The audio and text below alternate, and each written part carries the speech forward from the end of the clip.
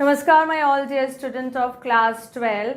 CUET examination preparation चल रही है. I am your mentor Shikha and I'll help you in the completion of CUET examination for the session 2022 for the subject English. Last video में we have completed the introduction of the tense part. We have started the grammatical part. उसमें सबसे पहले हमने tense लिया है. Half of the part we have completed, जिसमें मैंने आपको बता दिया था introduction and definition of all the tenses. आज हम स्टार्ट करेंगे उसके आगे के पार्ट से, यानी कि हमने पढ़ लिया था according to the time aspect and according to the time frame and according to the aspect हम पढ़ चुके थे. अब हम हर सेंटेंस को डिटेल में देखेंगे. सबसे पहले देखते हैं हम प्रेजेंट टेंस. प्रेजेंट टेंस के जो सब पार्ट हैं वो हम आज देखेंगे. सबसे पहला आता है present indefinite, continuous, perfect and perfect continuous. ठीक है, ये जो सब पार्ट हैं, जो आस्पेक्ट है, ये सारे टेंसेस में सेम है, पास्ट में और फ्यूचर में भी. डेफिनेशन देखते हैं पहले प्रेजेंट इंडेफिनिट टेंस की. इसका कंस्ट्रक्शन पार्ट.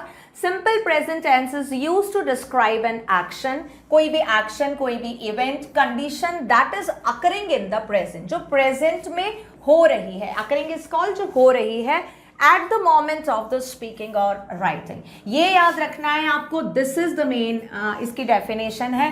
कब होता है प्रेजेंट टेंस? देखो, प्रेजेंट के 4 पार्ट्स है, तो प्रेजेंट का मतलब तो प्रेजेंट है, तो continuous, perfect, perfect continuous, everything will come in present tense. But what is the difference? The difference is that at the time of the moment when you are speaking or writing something, the action took place. Now that action is comes in the present indefinite tense. जब आप बोल रहे हो या लिख रहे हो, उस टाइम पे जो भी काम या कोई भी इंसिडेंट हो रहा है वो आता है प्रेजेंट इंडेफिनिट टेंस में. एग्जाम्पल देखो, आई प्ले. यहाँ पे सब्जेक्ट कंस्ट्रक्शन अगर हमें देखूं तो सब्जेक्ट सबसे पहले आ गया आपका सब्जेक्ट प्लस यहाँ पे आएगी आपकी वर्ब. ठीक है, वर्ब कैसी है, कौन सी वर्ब की बात कर रहे हैं हम? मेन वर्ब की बात कर रहे हैं. MV stands for main verb, I told you earlier. अब यहाँ पे हम देखेंगे अगर सब्जेक्ट हमारा कैसा है, सिंगुलर. ठीक है, ये हमारा सिंगुलर सब्जेक्ट हो गया और ये हो गया हमारा प्लूरल सब्जेक्ट. तो यहाँ पे वर्ब का में एस या ईएस आता है किसके साथ? सिंगुलर के साथ. Like I play, this is subject, this is verb and here the verb has come as it is. Plural के साथ कोई भी ऐसे ईएस नहीं आएगा, जस्ट रूट फॉर्म आएगी, एज इट इज वर्ड आएगा. सिंगुलर ही या शी, इसके साथ मेन वर्ब में एस या ईएस का यूज होता है. ठीक है, अब हम देखते हैं इसका negative. Negative sentences are not given, I will tell you, don't worry about that. Negative sentence के लिए हम यूज करते हैं हेल्पिंग वर्ब डू या डज. ठीक है, डू या डज, और इसके साथ यूज हो जाता है हमारा नॉट. ठीक है, डू आता है आपका प्लूरल सब्जेक्ट के साथ एंड डज आता है आपका सिंगुलर सब्जेक्ट के साथ. अब इसका यूज कैसे करते हैं? लाइक आई प्ले, तो यहाँ पे मैंने लिख दिया आई डू नॉट प्ले. ठीक है, ये हो गया हमारा I do not play. Next हमारा अगर इसमें देखें सिंगुलर में, तो ही के साथ हमारा इसमें आएगा डज नॉट प्ले. ठीक है, डज नॉट प्ले. अभी यहाँ पे जब डज आ गया है, then S will not come again in the main verb. Why? Because does is already taking S and ES both. तो अब दोबारा से इसमें प्ले में एस नहीं लगाएंगे. मीन्स नेगेटिव जब सेंटेंस है तो उसमें सिर्फ हेल्पिंग वर्ब में एस आएगा, मेन वर्ब में एस या ईएस का यूज नहीं होगा. तो ये हमारे कौन से हो गए? ये हमारे हो गए नेगेटिव. ठीक है, ये नेगेटिव सेंटेंस हो गए. इंटेरोगेटिव भी मैं आपको बता देती हूँ. इंटेरोगेटिव कर लेते हैं. It's very simple. इंटेरोगेटिव 2 तरह से होते हैं. ठीक है, मैं आपको पहले क्लियर कर दूं. लाइक इंटेरोगेटिव 2 तरह से, एक तो हो गया आपका WH वर्ड. ठीक है, one is from WH word and one is when the helping verb, starting from the helping verb. मैं ऐसे लिख देती हूँ, starting from the helping verb. This will same in all the sentence. ठीक है, ये सारे सेंटेंस में, सारे टेंसेस में सेम होगा. स्टार्टिंग फ्रॉम हेल्पिंग वर्ब, जो भी हमने हेल्पिंग वर्ब ली है उससे अगर स्टार्ट होता है तो इंटेरोगेटिव बनता है. एंड इसमें क्या होता है, इसमें मेन जो कंस्ट्रक्शन होता है, हेल्पिंग वर्ब अगर है तो helping verb will just come here in the beginning of the sentence, that's it. The complete formation will be as it is, बिल्कुल एज इट इज रहता है. और क्या हो जाता है, इसमें लास्ट में बस क्वेश्चन मार्क आ जाता है. अगर यहाँ पे WH वर्ड से शुरू हो रहा है तो WH वर्ड आ जाता है एंड देन क्वेश्चन मार्क आ जाता है. मैं आपको बता देती हूँ ये इंटेरोगेटिव सेंटेंस करके एक एग्जाम्पल दे देती हूँ इंटेरोगेटिव का. because it is not given here, but these are simple. I am just refreshing interrogative. वही sentence हम ले लेते हैं, मैं आपको वैसे ही बता देती हूँ. देखो I and यहाँ पे आया था play, ठीक है. This was the sentence. Now how we will make it the interrogative? तो यहाँ पे helping verb आ जाएगी do, I, play and question mark. I always comes in the capital form. तो यहाँ पे हमने ऐसे ही लिखा है, ठीक है. I hope it is understood. WH अगर word आता है तो simple कुछ नहीं करना है, बस यहाँ पे क्या आ जाएगा where and D will come in the small form. Where do I play, ठीक है. I hope it is understood. Construction समझ में आया. अगर helping verb से start हो रहा है, helping verb will come just in the starting of the sentence. WH word से start हो रहा है, WH will come before the helping verb. No other changes will be there in the construction. Construction same रहेगा. Singular form का देख लेते हैं, ये हमारा plural में हो गया, ठीक है. अब हम एक singular का देख लेते हैं. Singular का same मैं ले रही हूँ, जो he और she play आया है. तो मैं यहाँ पे अगर WH से start कर रहे हैं तो when और उसके बाद क्या आएगी हमारी helping verb, ठीक है. ये ध्यान रखेंगे, helping verb आएगी. और अगर ये interrogative negative है, ठीक है. Interrogative और दूसरे कौन से होते हैं? Interrogative negative, ये भी होते हैं, ठीक है. तो इसमें कुछ नहीं है, इंटेरोगेशन और नेगेशन दोनों साथ में आ जाएंगे, नो प्रॉब्लम. तो यहाँ पे लेकिन वो इसमें हेल्पिंग वर्ब, कंस्ट्रक्शन चेंज नहीं होगा. Please remember that. पहले WH word, then helping verb, then subject and then here come not, okay, and then the main verb and followed by a question mark. That's it, ठीक है. When does he not play? This is the example of interrogative negative. ये इसका example हो गया and interrogative का example is this. I hope it is understood. आगे चलते हैं. Yes. Now present continuous tense. Continuous मैंने बताया था आपको, continuous का मतलब क्या होता है? Continuous का मतलब होता है ing in the main verb. The present continuous emphasizes the continuing nature of an act. Continuing nature, कोई भी काम हो रहा है वो continuity में है, अभी चल रहा है. कोई event है वो भी अभी चल रहा है, कोई condition है वो भी अभी चल रहा है. जो progress में है, जो continuation में, वो continue में आएगा. Simple. For example, I am playing, ठीक है. He or she is playing and they are playing. I के साथ यहाँ पे helping verb am का use हो रहा है. He के साथ helping verb इसका use हो रहा है. These are singular, ठीक है. ये कैसे हैं? ये singular है और ये plural है. Plural के साथ यहाँ पे helping verb are का use हो रहा है. And in all the main verb, what is coming? ing. Why? Because it is present continuous tense. How we will came to know? Present means am is an are. Helping verb is showing the tense, the time, and ing is showing the continuity, the continuous tense. I hope it is clear. Negative sentence देख लेते हैं इसका. Negative कैसे बनेगा? Negative में simple, nothing you have to do, just I am not. ठीक है, I am not playing. This will come here followed by a full stop. Next, अगर आप देखो singular में तो he is not playing. ये आ गया हमारा. नेक्स्ट आएगा हमारा दे. ये हमारा हो गया प्लूरल में, दे के साथ आर आ जाएगा और इसके बाद नॉट, नथिंग एल्स.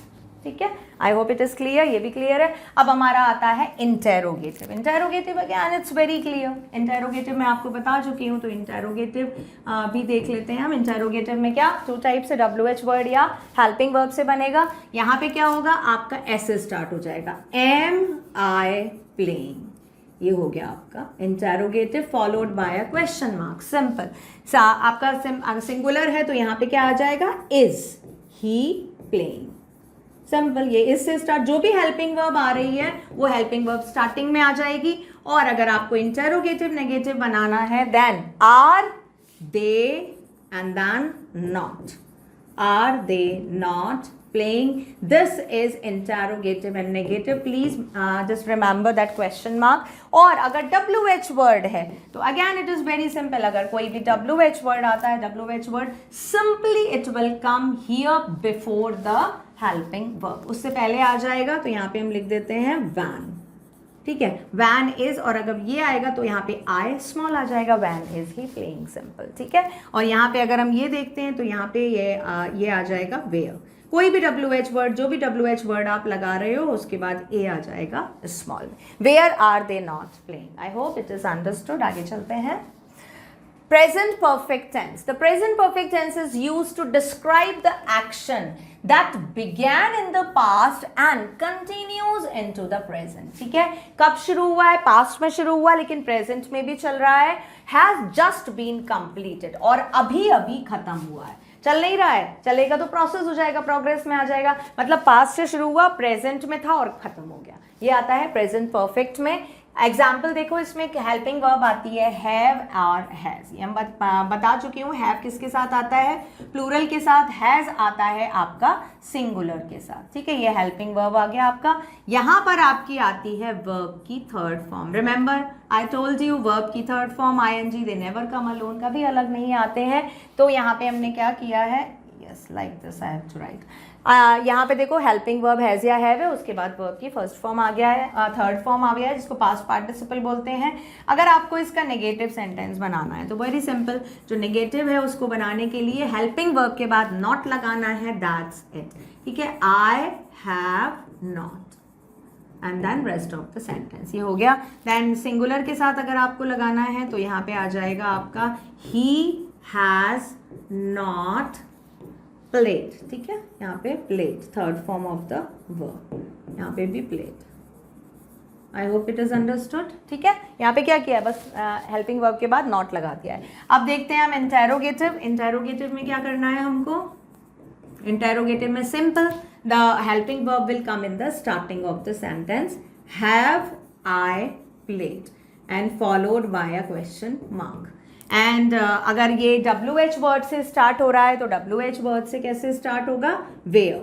यहाँ पे आ जाएगा where has he played. Okay, very simple. और अगर नेगेटिव इंटेरोगेटिव प्लस नेगेटिव है देन हम यहाँ पे लिख देंगे व्हेन हैज शी नॉट. ये याद रखेंगे बस कि नॉट जो है वो सब्जेक्ट के बाद आएगा. ठीक है, यहाँ पे पहले WH वर्ड कंस्ट्रक्शन ध्यान रखना है, nothing else. When, then helping verb, WH word, helping verb, subject and then not will come if interrogative और negative. I hope it is clear. आगे चलते हैं. Present perfect continuous tense. The present perfect continuous is used to describe an action, event or condition that has began in the past and continues in the present. This is the difference. Past में शुरू हुआ है और अभी present में है और चल रहा है. परफेक्ट में था, खत्म हो गया, बट कंटिन्यूस में क्या है? परफेक्ट कंटिन्यूस चल रहा है. परफेक्ट आप हमेशा ये मान के चलो, इसको हम पास्ट का पास्ट बोलते हैं. ठीक है, प्रेजेंट का पास्ट, पास्ट का past is called perfect. Example देखो, सबसे पहले सब्जेक्ट यहाँ पे आता है हैव और बीन. ठीक है, परफेक्ट कंटिन्यूस में हमेशा बीन आता है और ये रहा आपका main verb plus ING. Same as he और शी के साथ हैज आएगा, been and then main verb plus ING. Negative sentence देख लेते हैं इसका पहले. नेगेटिव में simple, the helping verb will come in the starting. तो ये ऐसे स्टार्ट हो जाएगा, हैव आई बीन प्लेइंग. ठीक है, हैव आई बीन प्लेइंग. और यहाँ पे आपका हो जाएगा हैज़. अगर ये WH वर्ड से स्टार्ट हो रहा है तो यहाँ पे WH वर्ड से स्टार्ट हो जाएगा वेयर. वेयर से बना लेते हैं हम. Where has he been. Been बाद में आएगा, ये याद रखेंगे. ठीक है, सब्जेक्ट के बाद आएगा. अच्छा, इसमें अभी ये आपका नेगेटिव. ओके, ये इंटेरोगेटिव बना दिया मैंने, नो प्रॉब्लम, कोई प्रॉब्लम नहीं है. मैं यहाँ पे इंटेरोगेटिव लिख देती हूँ. दिस इज इंटेरोगेटिव एंड ये हो गया इंटेरोगेटिव नेगेटिव. अगर आपको इंटेरोगेटिव नेगेटिव भी चाहिए तो इसमें क्या होगा? जस्ट हैज़ के बाद आपको क्या पुट करना है? नॉट. ठीक है, where has he not been, ये इसके बाद आ जाएगा. यहाँ पर हैज़ ही नॉट बीन यहाँ पे आ जाएगा. ठीक है, जैसे हमने और में बनाया था, where has he not been playing the cricket. ठीक है. अच्छा, इसमें एक चीज़ मैं आपको बता देती हूँ. यहाँ पे नेगेटिव एक बार बता देती हूँ. मैं इसके यहीं पे लिख देती हूँ negative. I have not been playing. यहाँ पे हैव और बीन के दोनों के बीच में आ जाएगा नॉट. ठीक है, बाद में नहीं आएगा. और यहाँ पे आ जाएगा आपका ही हैज़ और उसके बाद आएगा not and then been. I hope it is clear. अब हम इसमें एक चीज़ देखते हैं. हमने नेगेटिव देख लिया, interrogative, interrogative, negative. Now I just want to tell about the time reference. जो मैंने आपको बताया था कि इसमें एक टाइम रेफरेंस होता है परफेक्ट कंटिन्यूअस में, दैट इज परफेक्ट. जो यूज होता है, पहले मैं लिख देती हूँ टाइम रेफरेंस। टाइम रेफरेंस मतलब बताता है कि कब से हो रहा है, कैसे हो रहा है। तो टाइम रेफरेंस इज यूज्ड, ये जो टाइम रेफरेंस है ये आपके दोनों में यूज हो जाता है। जो भी आपके टेंस हैं, परफेक्ट कौन कौन से टेंस में यूज होता है, परफेक्ट टेंस में एंड परफेक्ट कंटिन्यूअस, ठीक है, परफेक्ट कंटिन्यूअस, इन दोनों में ये यूज होता है, ठीक है। ये नंबर 1 हो गया, ये number, this is number 1, this is number 2, ठीक है। परफेक्ट कंटिन्यूअस ये सेम है। अब हम देखते हैं इसमें टाइम रेफरेंस किस वर्ड से शो करते हैं। Time reference is shown by 2 word, for and since. ये 2 वर्ड होते हैं जिनसे हम टाइम रेफरेंस शो करते हैं। अब फॉर आता है आपका पीरियड ऑफ टाइम के लिए, किसके लिए आता है, period of time. A period is showing a kind of process, और ये आता है आपका पॉइंट ऑफ टाइम, ठीक है। अब इनमें डिफरेंस क्या है, थोड़े से एग्जाम्पल बता देती हूँ, you will came to know, आपको समझ में आ जाएगा। पीरियड ऑफ टाइम में लाइक आप लिख सकते हो 2, आप लिख सकते हो 2 आवर्स। अब आवर्स अगर आया है तो यहाँ पे मिनट्स भी आ सकता है, सेकेंड्स भी आ सकता है, मंथ भी आ सकता है आपका, ठीक है, एंड देन डे भी आ सकता है, एनीथिंग कैन कम, ठीक है। इसको कैसे बोलेंगे, for 2 hours, for 2 minutes, for 2 seconds, for 2 months, for 2 days, for 2 years, कुछ भी आ सकता है। Point of time is called, तो हम बोल सकते हैं कि पॉइंट ऑफ टाइम जो है, पॉइंट ऑफ टाइम आता है, पहले मैं एग्जांपल बता देती हूँ, then I will show you the identification कि कैसे इसको आइडेंटिफाई करते हैं। तो पॉइंट ऑफ टाइम में आपका बेसिकली आ जाता है क्लॉक टाइम। कौन सा टाइम आ जाता है आपका, क्लॉक टाइम। अब क्लॉक टाइम कैसा होता है, बिल्कुल एग्जैक्ट। कैसा होता है, एग्जैक्ट टाइम होता है। तो आप बोल सकते हो 8 o'clock, ऐसे हम बोल सकते हैं। तो कोई भी टाइम आ जाएगा, 9 AM ये आ जाएगा हमारा टाइम, ये आ गया, ठीक है। या अगर इन सब के नीचे जैसे हमने लिख दिया 2 hours, ये हमने क्या लिखा, 2 hours, 2 hours अगर हमने लिखा है तो इसके आगे कुछ भी आ सकता है, 2 minutes, seconds। अब इसमें डिफरेंस क्या है, if here will come last, अगर यहाँ पे लास्ट आ रहा है, last 2 hours, last 2 minutes, last 2 seconds, तो यहाँ पे क्या आ जाएगा, सिंस का यूज होगा। अब इसमें दोनों में कैसे पता लगाओगे कि आपके डिफरेंस क्या है, तो डिफरेंस क्या होता है, फॉर जो है this comes for the uncertain, uncertain और इनडेफिनिट, जो डेफिनेट नहीं है, इनडेफिनिट टाइम। टाइम कैसा है, इसमें अनसर्टेन है, इनडेफिनिट है, नहीं पता है। सिंस में क्या होता है, जस्ट इसका अपोजिट होता है, इसमें टाइम होता है आपका definite and certain time. I hope it is understood, ठीक है। अभी देखो, अगर मैं आपको बोलूं कि ये, मैं हम एग्जाम्पल से ही देख लेते हैं, ये वाला जो एग्जाम्पल है, I have not been playing for 2 hours, ठीक है, फॉर 2 hours ये लिख दिया मैंने, भाई 2 घंटे से नहीं खेला हूँ। तो यहाँ पे ये अनसर्टेन है कि भाई कौन से 2 घंटे, अभी 2 घंटे, थोड़ी देर पहले, सुबह के, कैसे। बट अगर सर्टेन टाइम है, यहाँ पर सर्टेन टाइम को आप एग्जैक्टली लिखोगे, सिंस अगर यही लिखना है, 2 hours लिखना है, तो आप यहाँ पे लगाओगे लास्ट 2 hours, उससे पता चल जाएगा कि भाई हाँ अभी से ठीक 2 घंटे पहले, ये सर्टेन टाइम हो गया। तो यहाँ पर ये आप ध्यान रखें कि present perfect continuous can never come without the use of for and since, यानी कि यहाँ पर फॉर और सिंस इन दोनों का यूज होगा ही होगा। टाइम रेफरेंस इसमें शो करते ही करते हैं, ठीक है। ये डेफिनेट होता है टाइम शो करना, यहाँ पर भी कर देती हूँ, जैसे have you been playing for, यहाँ पे हम लिख देते हैं फॉर 1 hour, फॉर 1 hour यहाँ लिख दिया हमने। अब यहाँ पे अगर हमको इसको डेफिनेट करना है तो हम यहाँ पे लिख सकते हैं सिंस 8 o'clock, यहाँ पे तो क्लॉक टाइम एग्जैक्ट टाइम आएगा ना, तो वो क्लॉक टाइम आ गया, ठीक है। तो ये टाइम रेफरेंस के साथ बनेंगे। यहाँ पे क्या आना जरूरी है, यूज ऑफ फॉर और सिंस इज मस्ट, ठीक है। अभी मैं आपको एक चीज और बता देती हूँ इसमें, दैट वाज इसमें सर्टेन टाइम में आप एक चीज और याद रखो कि the thing that comes only once in a day, जो एक दिन में सिर्फ एक बार आती है, वो सारी चीजें भी इसमें आएंगी। अब एक दिन में एक बार क्या आती है, एक दिन में एक बार आपकी मॉर्निंग आती है। I am not using to select the colours, I am just getting away, I have used all the colours in this slide, no problem. अभी देखो सर्टेन टाइम में यहाँ पे क्या आ जाएगा, ऑल द टाइम रेफरेंस ना, जो भी टाइम का जो एक बार आता है, एक बार क्या क्या आता है भाई, मॉर्निंग आता है, morning comes only at one time a day, morning, then आपका नून हो गया, देन आपका इवनिंग हो गया, देन आपका नाइट हो गया, ये सारी चीज क्या है, they comes once in a time, once in a day. तो ये भी किसके साथ यूज किए जाएंगे, डेफिनेट के साथ यूज होंगे, यानी कि सिंस का यूज होगा। आई होप ये कंसेप्ट आपको समझ में आ गया। Why I have taken so much time, because this is going to be same in all the rest of the tense, past और फ्यूचर में ये सेम रहेगा। तो पहली बार आपको इसमें समझ में आ गया, तो ये सारी चीजें उसमें भी सेम रहेंगी। आगे